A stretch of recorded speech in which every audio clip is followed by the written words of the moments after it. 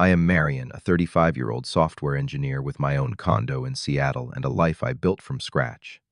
2 years ago, I had a tight relationship with my brother Jackson. We shared everything, including our family home.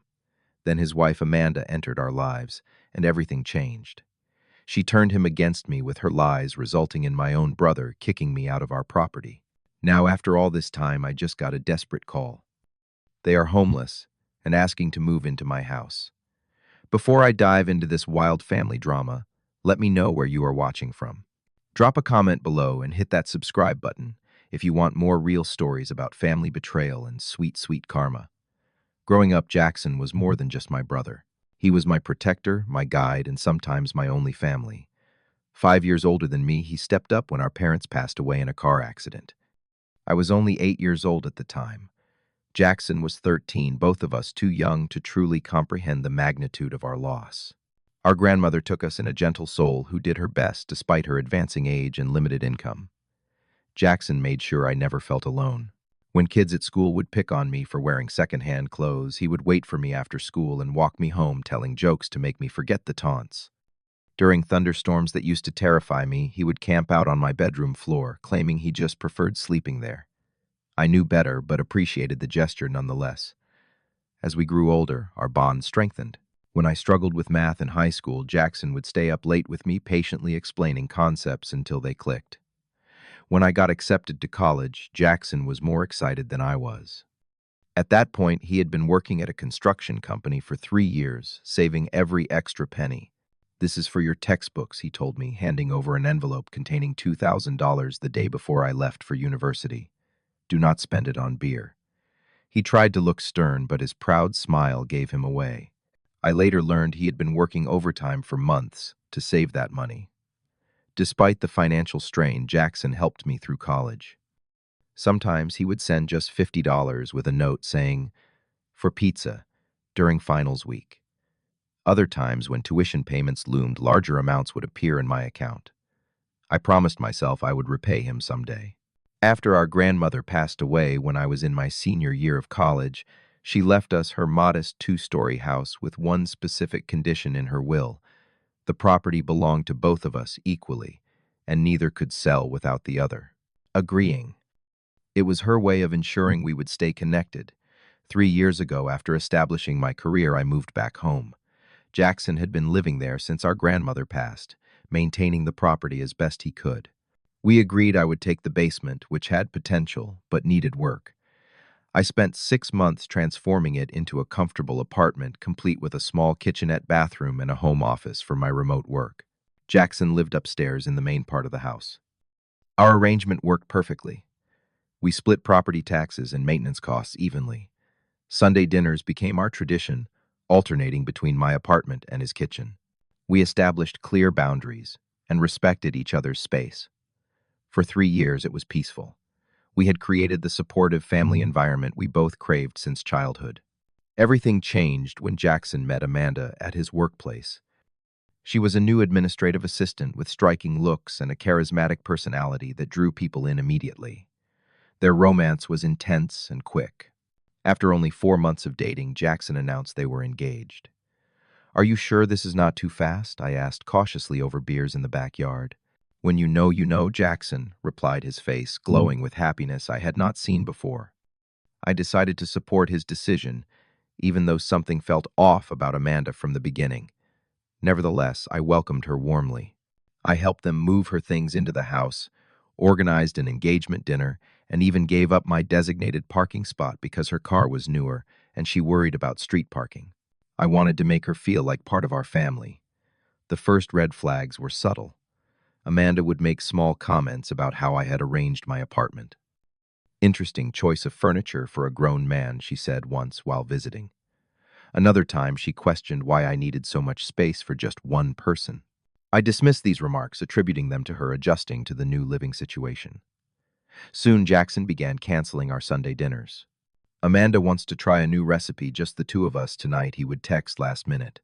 Or, "Amanda had a rough week. We need a quiet evening." I understood a new relationship needed space, so I never complained. Then items started disappearing from my apartment. At first, it was small things: a wireless charger, a favorite coffee mug, a signed baseball I had kept since childhood. When I mentioned these disappearances to Jackson, he seemed distracted and suggested I was misplacing them. One evening, I overheard an argument through the vents. The basement apartment carried sounds from certain parts of the house above. "I do not want him living here forever," Amanda said sharply. "This was supposed to be our fresh start. He is my brother, and this is his house too," Jackson responded, though his tone lacked conviction. "He makes me uncomfortable the way he looks at me," she said, her voice dropping to a whisper I strained to hear. That accusation stunned me. I had never looked at Amanda with anything but brotherly affection. The implication made me sick to my stomach. Jackson became increasingly distant after that night. Our brief interactions grew cold and formal. He stopped looking me in the eye during conversations. The brother who once knew me better than anyone now treated me like an unwelcome stranger.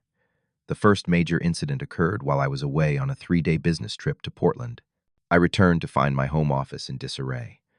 My computer monitor was cracked, papers were strewn everywhere, and coffee had been spilled over my keyboard. When I confronted Jackson, Amanda was right by his side. I saw everything she said before I could even finish describing the damage. Marion had a complete meltdown yesterday. He was screaming and throwing things. I was terrified. She clutched Jackson's arm, trembling for effect. "When I was in Portland, I have receipts, flight information, hotel confirmation." I protested, pulling out my phone. Jackson raised his hand to stop me. "Amanda has no reason to lie, Marion. I think you need help with your anger issues." Anger issues. When have I ever had anger issues? I was dumbfounded. The betrayal of my brother believing such an obvious lie cut deeper than any insult. "Maybe the pressure of work is getting to you," Jackson suggested, his tone condescending. "Those rage blackouts can be scary. You might not even remember doing it." I stood there, mouth agape, as my own brother gaslighted me in our family home. That night, I installed a deadbolt on my apartment door. After the office vandalism incident, I tried everything to repair the growing rift with my brother. I suggested installing security cameras in the common areas, arguing they would benefit everyone. "Are you implying we need to watch Amanda?" Jackson accused, immediately defensive. My proposal was rejected outright. Numerous times I attempted to speak with Jackson alone to remind him of our history and the trust we once shared. Somehow, Amanda always appeared at precisely the right moment to interrupt or redirect the conversation. "Jackson, remember we have that thing tonight," she would interject. Or, "Honey, your mom is on the phone." Jackson never had time for a private conversation anymore. Desperate for perspective, I reached out to our mutual childhood friend, Tyler. We met at a coffee shop far from the house where I confided everything. "This does not sound like the Jackson I know," Tyler said, his brow furrowed with concern. "He has always put you first. She has some kind of hold on him," I replied, staring into my untouched coffee. "He believes everything she says, without question." Tyler suggested documenting everything, keeping receipts, taking photos of my belongings, noting dates and times of incidents. "If this gets worse, you will need evidence," he advised, a prediction that proved unnervingly accurate. Meanwhile, Amanda's accusations multiplied like viruses. One evening, Jackson confronted me in the driveway as I returned from grocery shopping. "Amanda told me what you did," he said, his voice ice cold. "What are you talking about?" "She told me you cornered her in the laundry room and made suggestive comments." His hands were clenched into fists. My own brother hitting on my fiancée. The absurdity was so profound I almost laughed. "Jackson, I was on a video conference call all morning. My entire team can verify that." He hesitated momentarily before Amanda appeared in the doorway. "Are you calling me a liar again?" she called out, her voice breaking perfectly on cue. Jackson's brief moment of doubt vanished. "Stay away from her," he warned me before walking back to the house, his arm protectively around Amanda's shoulders as she shot me, a look I can only describe as triumphant. The rumors spread beyond our home. At a neighborhood barbecue, I noticed people avoiding me, conversations stopping when I approached.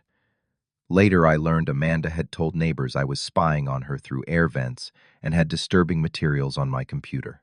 My reputation was being systematically destroyed. The financial manipulation began subtly. Jackson informed me they planned to renovate the upstairs bathroom and kitchen. "We will need to use the house maintenance fund," he stated, not asked. "That fund is for essential repairs, not upgrades," I reminded him. and we are supposed to make those decisions together. Amanda deserves a nice home, he replied dismissively. You can always contribute more if the fund runs low.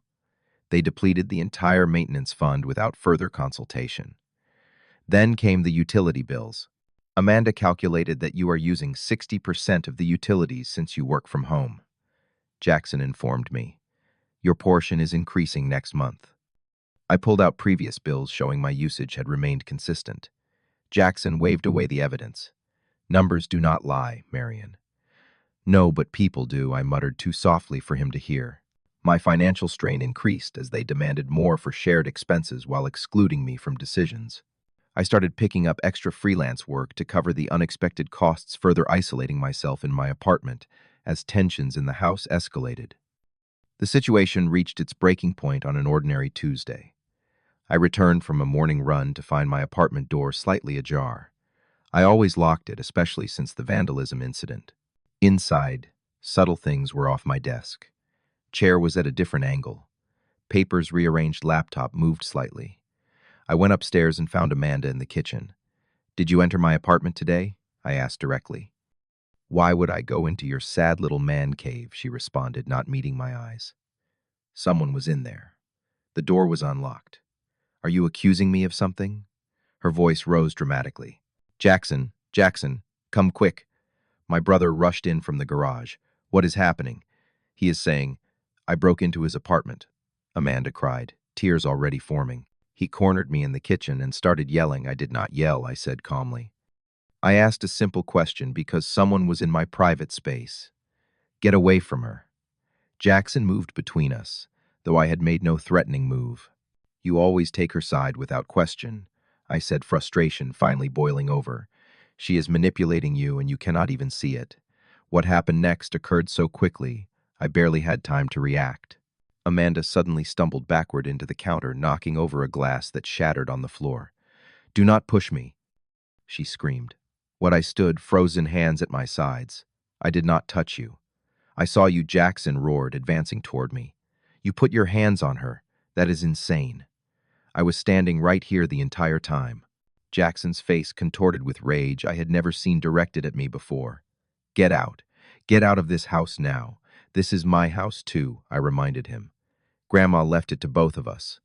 You have 48 hours to pack your things and leave, Jackson said, his voice eerily calm now. If you are still here after that, I am calling the police and filing for a restraining order. Amanda sobbed in the background, the perfect soundtrack to my eviction from my own property. I looked at my brother, searching for any trace of the person who had once slept on my floor during thunderstorms. There was nothing familiar in his eyes anymore. You will regret this, I said quietly, not as a threat, but as a sad prediction. I walked back downstairs to my violated apartment, the weight of betrayal crushing my chest. That first night after the ultimatum, I could not bring myself to sleep in the apartment. The sense of violation was too strong, the proximity to people who clearly despised me too suffocating.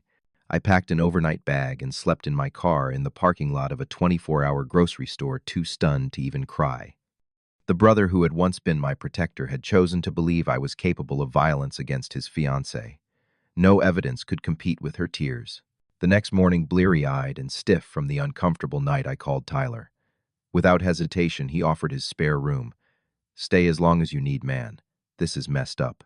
While Jackson was at work, I returned to pack essential items, clothes, important documents, irreplaceable mementos, and my work equipment. Amanda watched from the top of the stairs, arms crossed, as I carried boxes to my car. You never belonged here anyway, she said when I made my final trip. This house is for our future family, not some single loser with no life. I did not give her the satisfaction of a response. Some battles cannot be won in the moment. With Tyler's support, I found the clarity to fight back strategically. I hired Patricia Winters, a property lawyer with a reputation for handling family disputes. During our first meeting, I brought my grandmother's will and all documentation of my financial contributions to the house. Your grandmother was very specific about equal ownership, Patricia noted, reviewing the will. Neither of you can legally force the other out without buying them out or both agreeing to sell. Jackson believes I assaulted his fiancée, I explained. He threatened a restraining order. Based on what evidence, she asked sharply, her word against mine. Patricia removed her glasses. Mr. Davis, false accusations of assault are serious. We need to address both the property issue and protect your reputation. Under her guidance, I compiled a comprehensive file receipts for all home improvements. I had funded documentation of maintenance costs. I had covered proof of the recent financial inequities and time-stamped evidence of my whereabouts during alleged incidents. Patricia sent Jackson a formal letter outlining my legal rights to the property and proposing two options: either he could buy out my half at fair market value, or we could sell the house and split the proceeds equally. The letter also firmly addressed the false allegations, warning of potential legal consequences for defamation. Jackson's response came through his own lawyer, rejecting both options in counter, accusing me of creating a hostile living environment. The battle lines were drawn. During this legal back and forth, an unexpected ally emerged. Mrs. Patel, our next-door neighbor for the past 15 years, reached out to me directly. "I have security cameras for my garden," she explained when we met for coffee. "After I heard about the trouble, I checked my footage from the day you were accused of damaging your office. The footage clearly showed Amanda entering and leaving our house during the time frame of the vandalism while I was verifiably out of town. Even more damning, she was carrying what looked like my keyboard when she left, disposing of it in the outdoor trash bin." Another piece of the puzzle fell into place when I received a call from Marco, who worked with Jackson and Amanda.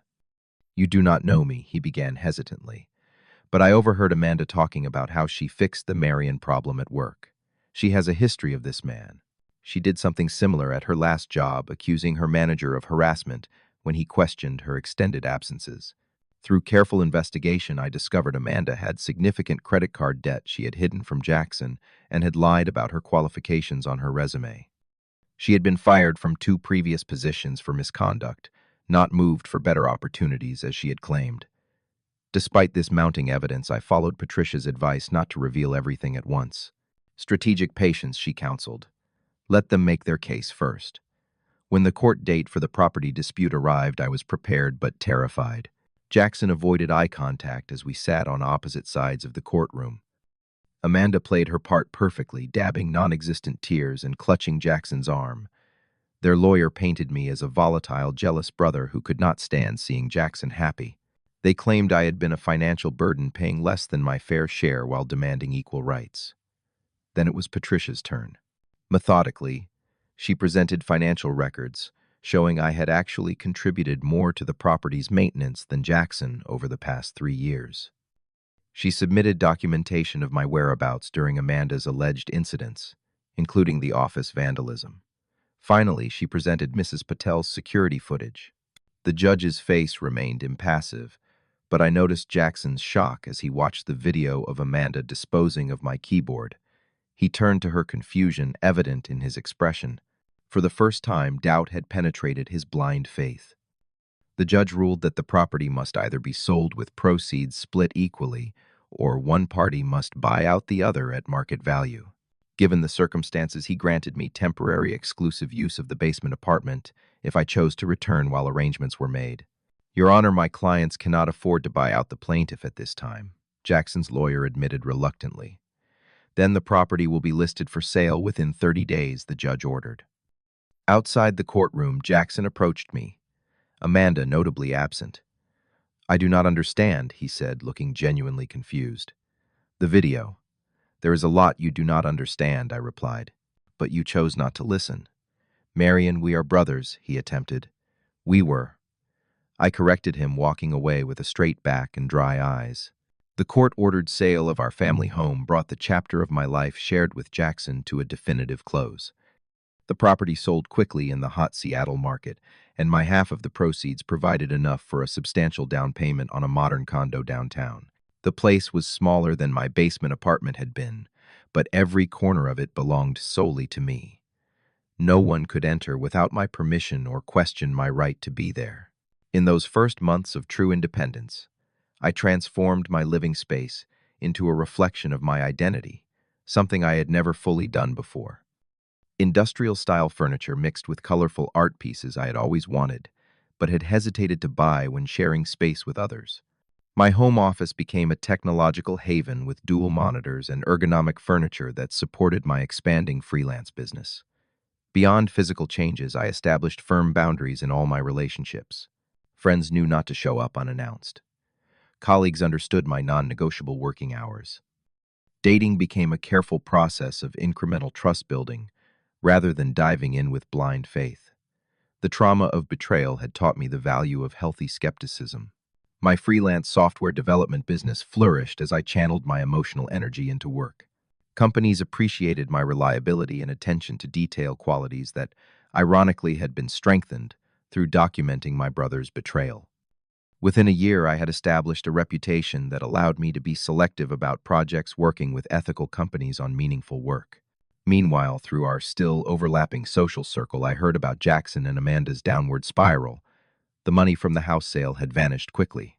Instead of investing in a smaller property as I had done, they rented an expensive apartment and purchased luxury items, a new SUV for him, designer clothes, and jewelry for her.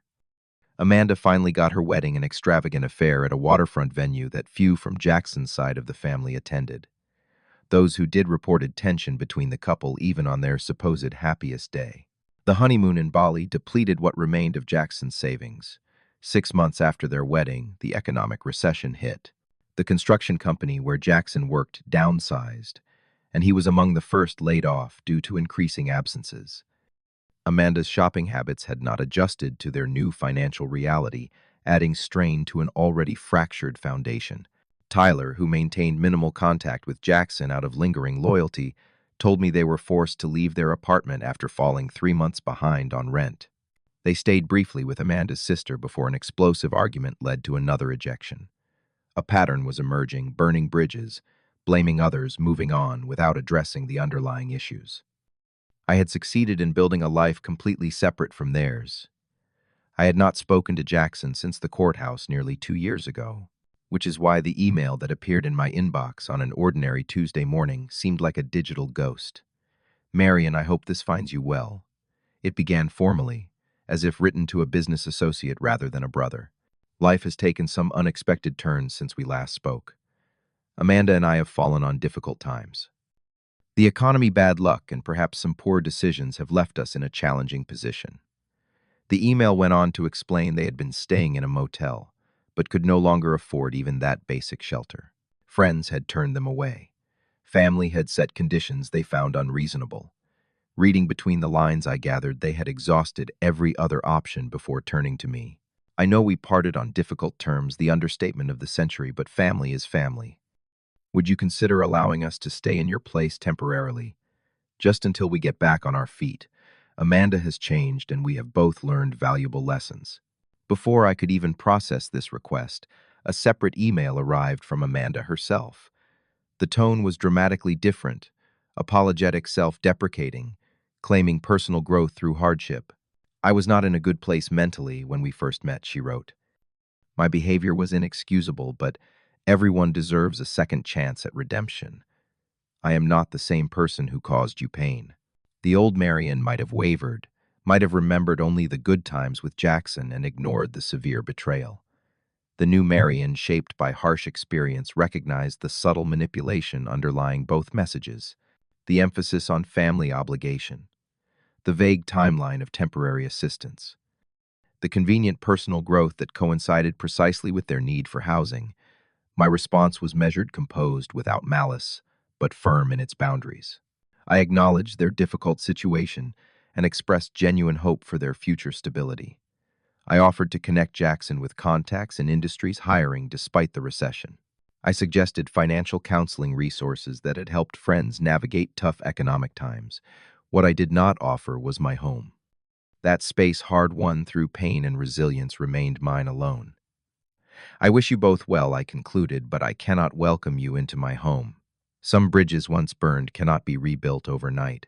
Trust once shattered requires more than necessity to restore. Their responses revealed the true nature of their requests. Jackson's reply contained thinly veiled guilt trips about family loyalty during crisis. Amanda's message quickly shed its apologetic veneer, revealing accusations that I was vindictive and holding on to the past. I did not respond to either message. Some conversations have no productive conclusion. In the months that followed, I occasionally thought about my brother, wondering if he ever truly saw the pattern he was caught in. Did he recognize how Amanda isolated him from everyone who once cared about him? Did he understand that the brother he discarded had always been in his corner, until forced out? These questions no longer kept me awake at night. The journey from victim to self-advocate had been painful but necessary. I learned that forgiveness does not require reconciliation. I could release my anger toward Jackson without allowing him back into my life. I could wish him well while maintaining the boundaries that kept me well. Family is important, but family worth keeping treats you with respect. Blood ties do not justify abuse or betrayal. Sometimes the family we build through chosen relationships proves more reliable than the one we are born into.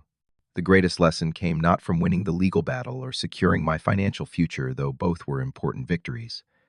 The true growth emerged from learning to trust my own perceptions, even when others questioned them, to stand firm in my truth, when easier paths tempted me, and to value myself enough to walk away from people who did not. Have you ever had to set difficult boundaries with family members? Do you think blood relation obligates you to help someone who betrayed you? Let me know your thoughts in the comments below. If this story resonated with you, please hit that subscribe button for more real-life experiences that might help you navigate your own challenging relationships. Give this video a thumbs up if you think I made the right decision, or share it with someone who might need to hear that it is okay to prioritize their own well-being. Thank you for listening to my story. And remember, sometimes the most loving thing you can do for yourself is to simply walk away.